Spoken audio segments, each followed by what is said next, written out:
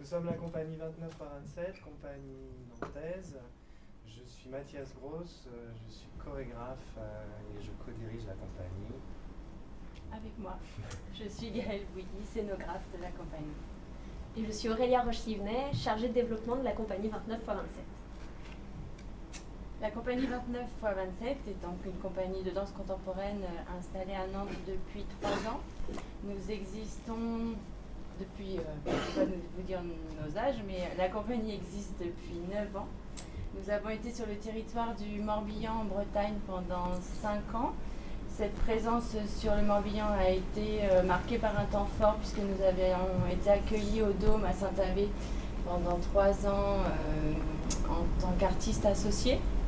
Et après ces 3 ans de résidence, on a souhaité changer de territoire et peut-être nous orienter vers un territoire qui correspondait un peu plus à notre dynamique. Et donc nous sommes arrivés sur Nantes en 2011-2012. Et plus particulièrement sur Nantes, porté par un projet que nous avons souhaité également, puisque nous avons ouvert un lieu d'accueil de résidence d'artistes qui s'appelle le 783 et que Aurélia va vous présenter brièvement. Et juste pour rajouter une petite chose, une des singularités aussi de la compagnie, c'est que c'est une compagnie à 2 têtes et que vraiment nos écritures sont conjointes en toutes choses entre Gaëlle et moi, et Gaëlle est scénographe, moi je suis chorégraphe, donc finalement un des projets de base de la compagnie, c'est ce dialogue incessant entre la scénographie et la chorégraphie. Et donc le projet du 783, c'est un lieu qui est installé dans le centre-ville de Nantes, pas très loin de la gare. D'ailleurs, si vous passez au BIS la semaine prochaine, n'hésitez pas à passer. Donc c'est un lieu dans lequel on accueille des artistes sur des temps d'1 à 2 semaines, un lieu spécifiquement dédié à l'art chorégraphique, mais aussi ouvert aux autres domaines.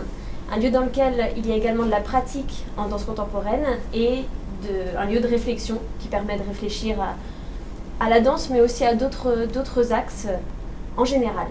Donc ce lieu est venu consolider le projet initial de la compagnie parce que c'est à la fois une compagnie de création en tant que chorégraphe et scénographe, et c'est en même temps un projet porteur parce que c'est un projet dans lequel on est investi d'un point de vue politique.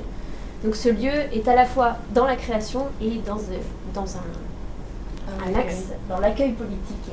Et c'est vrai que généralement le projet de la compagnie est assez large, aussi bien dans le champ de compétences, dans les transversalités, et le fait de s'engager sur un projet, c'est pour ça qu'on vous en parle aussi, tel que ce lieu, on l'a vraiment considéré comme une création et aussi dans un cheminement artistique, dans ce que ça questionnait sur notre propre travail, sur notre propre statut et surtout sur le partage qu'on pouvait en faire avec nos collègues.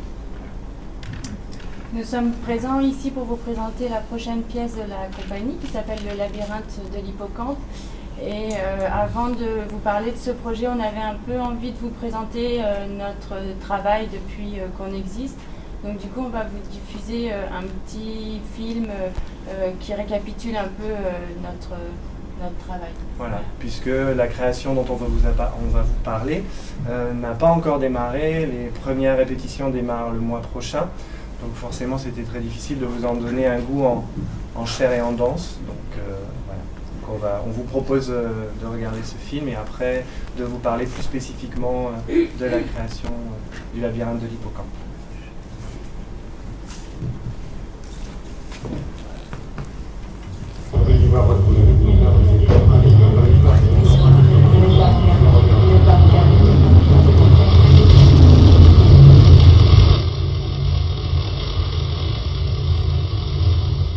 Ça, c'est la première pièce de la compagnie. L'inspiration première est un texte de Rainer Maria Rilke. C'est un solo tiraillé entre unité et multiplicité.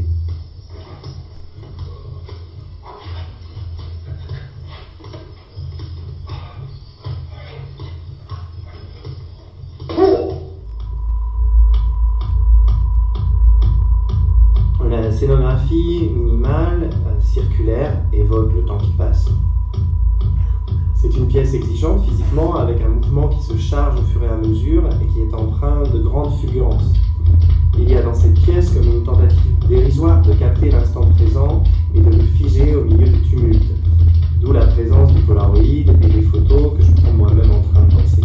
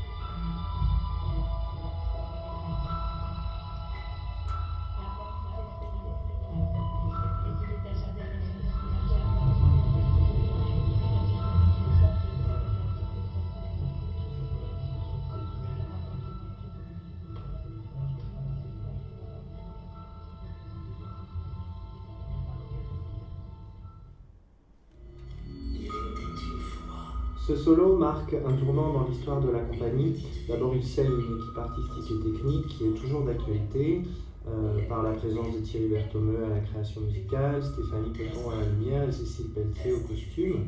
Même si d'autres collaborations peuvent s'intercaler, il y a une envie de creuser ensemble et de reprendre l'ouvrage au fil des pièces. Eso es la pregunta. Cuando somos adultos, tenemos que olvidar todas las promesas que hemos hecho al niño que fuimos.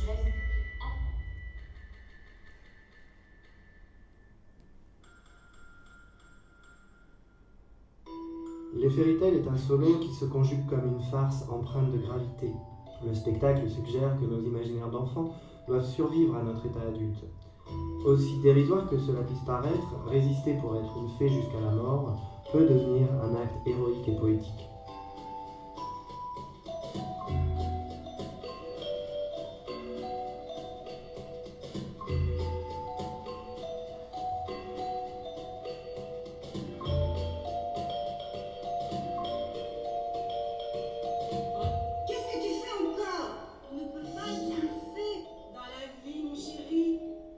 Cette pièce est également l'occasion d'affirmer une dramaturgie naviguant entre narration et abstraction et d'assumer de nouveaux outils comme la présence de la voix parlée et chantée. Je veux bien être une fée, mais je ne veux pas être une fille.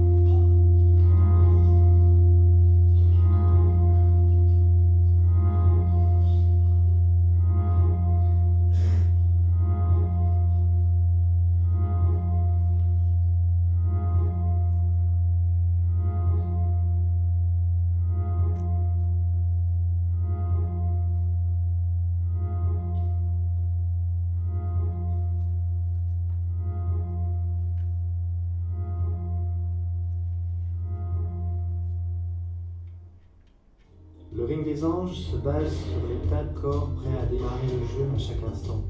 Les trois danseurs amorcent sans cesse des jeux qui en créent de nouveaux et ainsi de suite.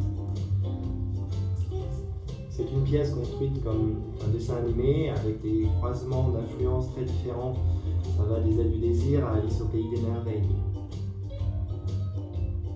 Toutes les créations de la compagnie interrogent et questionnent la part d'enfance en nous-mêmes.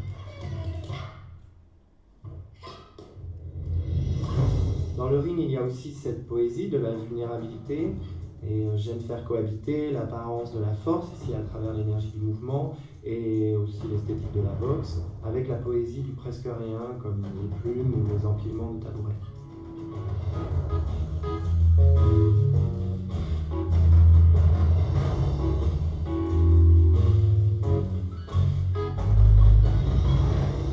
Grande force visuelle dans cette pièce où tout est rouge et blanc, et où les objets sont aussi dansants que les danseurs eux-mêmes.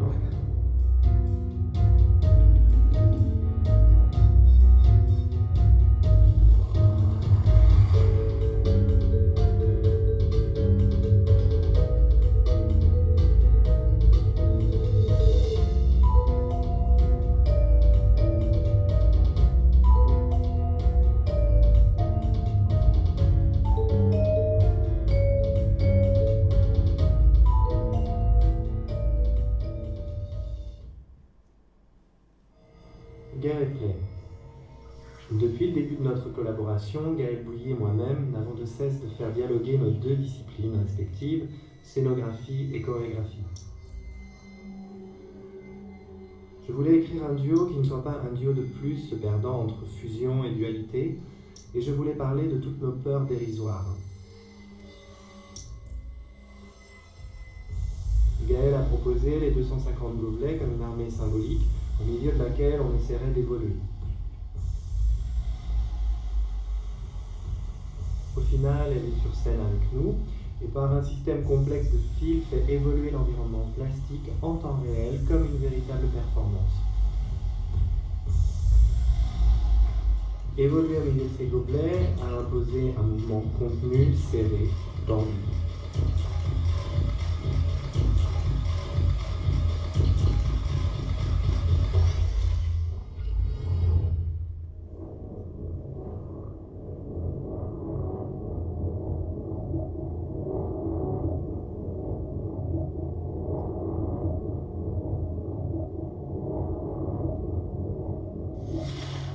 De toutes ces contraintes, nous créons un univers onirique à la croisée de Saint-Exupéry et d'un jeu vidéo japonais.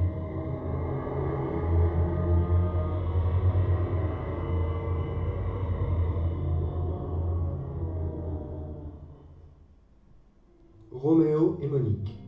C'est un duo qui est né du désir de faire une pièce dans l'urgence, sans production et surtout pas pour la scène.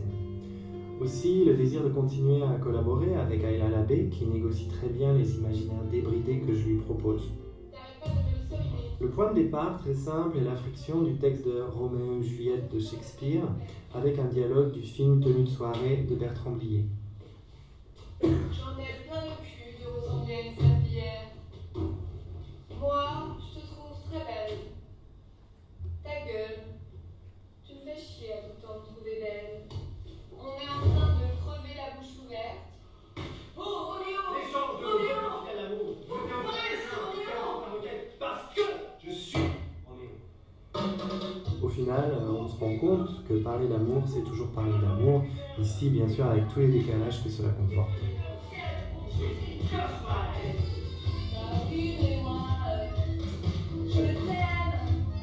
Le dialogue corps dansant et corps vocal est une réalité que j'aime interroger, et cela me rapproche de mes références cinématographiques qui sont très prégnantes et qui viennent nourrir mes références chorégraphiques. Ce que je voudrais, c'est prendre un bain.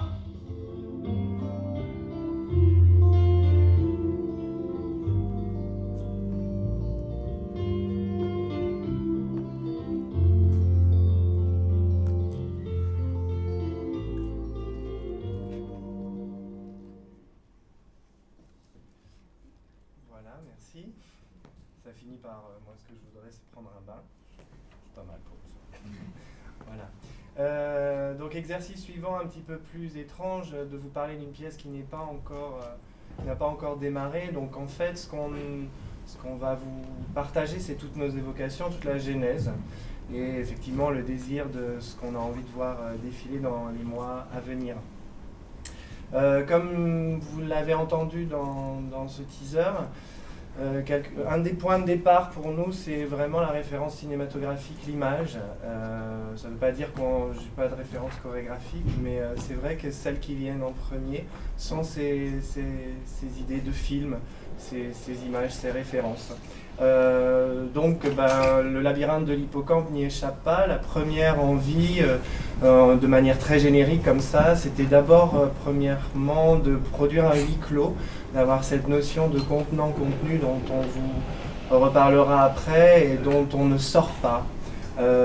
Ensuite, l'idée de créer une pièce où la frontière entre le réel et l'imaginaire soit la plus floue possible, avec une tonalité empreinte de gravité, mais aussi de gravité par l'environnement, par l'idée du huis clos, mais en contraste d'extrême légèreté de la part des protagonistes à l'intérieur de cet espace. Aussi l'envie que cette pièce flirte un petit peu dans l'esthétique avec des références fantastiques, et de garder cette dramaturgie entre guillemets de la fable qui permet d'être le plus métaphorique possible. Et à l'intérieur de cette forme qu'on affectionne, pour nous c'est vraiment un moyen d'injecter une poésie exacerbée, on va dire, qui peut à la fois être surréaliste, absurde, vraiment de faire cohabiter à la fois voilà, la légèreté et la gravité, d'avoir cette tonalité assez particulière qu'on affectionne. Qui peut, selon le regard qu'on porte, on peut trouver l'œuvre très dramatique ou très absurde, voire drôle. Ça dépend là où on se positionne. Dans un deuxième temps, quand on a ces éléments-là, un petit peu comme quand on fait le marché pour aller préparer à manger, on décide, ça, en tout cas ça s'est décidé comme ça, il y a un titre qui est venu très vite par rapport à différentes références, le labyrinthe de l'hippocampe. Et en fait, ça sert de support, ça enserre presque la thématique générale, en tout cas des éléments fondateurs de la pièce, à savoir l'hippocampe. À savoir que dans notre travail, il y a toujours un starter assez théâtral, et notamment l'idée du personnage. On travaille vraiment beaucoup sur ça. Et du coup, quel nouveau personnage sur cette pièce? Et ben, l'hippocampe, c'était un personnage tout trouvé, à la fois complètement fantastique, fantasmagorique, incroyable. Ça ressemble à rien d'autre qu'un hippocampe. Et au niveau de nos imaginaires, c'est assez fort. Et qu'est-ce qu'on peut, voilà, une fois sorti de l'eau, qu'est-ce que peut être cet hippocampe incarné à travers le corps d'un danseur?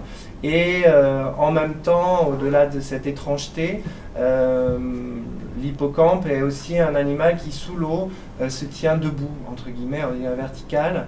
Et à ma connaissance, bien que je ne sois pas un spécialiste de la faune marine, je pense que c'est le seul à se tenir debout dans l'eau. Donc là, d'un seul coup, cette évocation, elle est très touchante, il y a une notion de dignité qui se rajoute, et très vite comme ça, notre imaginaire assez fertile construit, on va dire, un personnage qui tire même des lignes dramaturgiques. Pourquoi se tient-il debout alors qu'il n'est pas obligé dans l'absolu?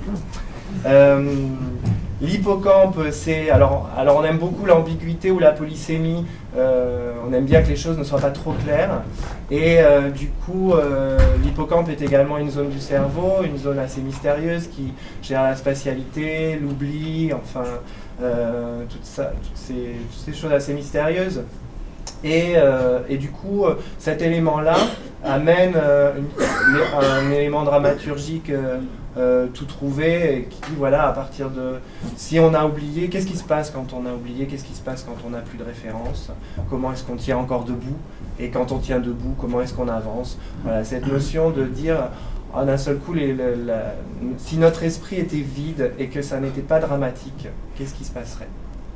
Et puis enfin, il y a le labyrinthe qui pose un environnement, un terrain de jeu. Nous, on aime bien le mot de terrain de jeu. La notion de ludique est vraiment importante dans notre travail.